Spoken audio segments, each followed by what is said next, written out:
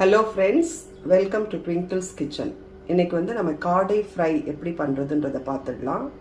அதுக்காக 3 காடை நல்லா வாஷ் பண்ணிவிட்டு உப்பு மஞ்சத்தூள் போட்டு எடுத்து வச்சுருக்கேன், மேரினேட் பண்ணி எடுத்து வச்சுருக்கேன். இஞ்சி பூண்டு விழுது, 1 ஸ்பூன் மிளகாய்த்தூள், 1 ஸ்பூன் தனியாத்தூள், கொஞ்சம் மஞ்சள் தூள், garam masala powder, pepper powder, சீரகத்தூள், அப்புறம் ஒரு ஹாஃப் லெமன் எடுத்து வச்சுருக்கேன். இப்போ வந்து இந்த காடையை வந்து நம்ம மேரினேட் பண்ணி எடுத்து வச்சிடலாம். மிளகாய்த்தூள்,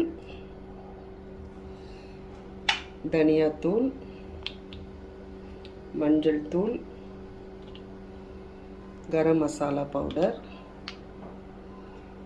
பெப்பர் பவுடர், சீரகத்தூள், இது எல்லாத்தையும் போட்டுடலாம். போட்டுட்டு இஞ்சி பூண்டு விழுதியை ட்ரான்ஸ்ஃபர் பண்ணிடலாம். இது மேலே கொஞ்சம் லெமன் ஜூஸ் பிழிஞ்சு விடலாம். பிழிஞ்சு விட்டுட்டு நல்லா பிசைஞ்சிடலாம்.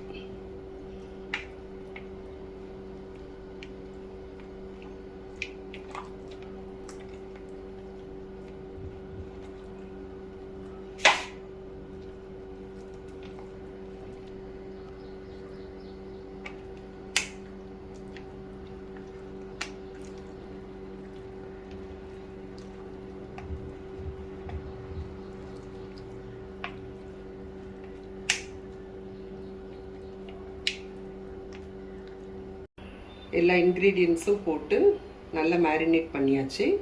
இதை வந்து ஒரு ½ hour வந்து ஃப்ரிட்ஜில் வச்சுட்டு அதுக்கப்புறமா நம்ம பொரிச்சு எடுத்துடலாம். இப்போ மேரினேட் பண்ண காடையை வந்து நான் ஃப்ரிட்ஜிலேருந்து எடுத்து வச்சுருக்கேன். இதை வந்து நான் ஏர் ஃப்ரையரில் ஃப்ரை பண்ணி காமிக்க போகிறேன். ஏர் ஃப்ரையர் இல்லைன்னா நம்ம வந்து ஒரு தவாவில் லைட்டாக ஆயில் போட்டுட்டு அதுலேயும் நம்ம வந்து ஃப்ரை பண்ணிக்கலாம்.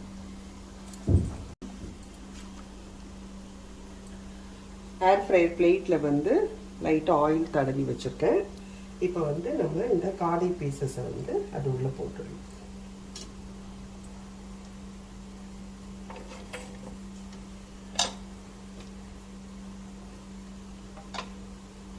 போட்டுட்டு க்ளோஸ் பண்ணிடலாம்.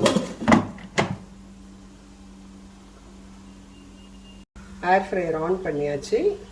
ஸ்டார்ட் பண்ணிடலாம். ஒரு 25 minutes ஆகும். அதுக்கப்புறம் நம்மளுக்கு வந்து காடை ஃப்ரை வந்து ரெடி ஆகிடும். 25 minutes ஆகிடுச்சு. காடை நல்லா ஃப்ரை ஆகிடுச்சு.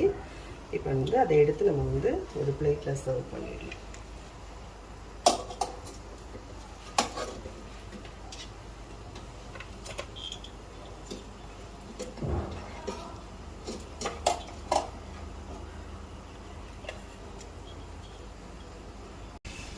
சுவையான காடை ஃப்ரை ரெடி ஆகிடுச்சு.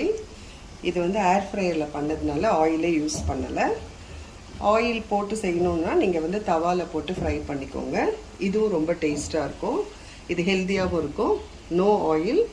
சுவையான காடை ஃப்ரை ரெடி ஆகிடுச்சு. வாங்க சாப்பிட்லாம். நீங்களும் உங்கள் வீட்டில் செஞ்சு பாருங்கள். ரொம்ப சுவையாக இருக்கும். தேங்க்யூ.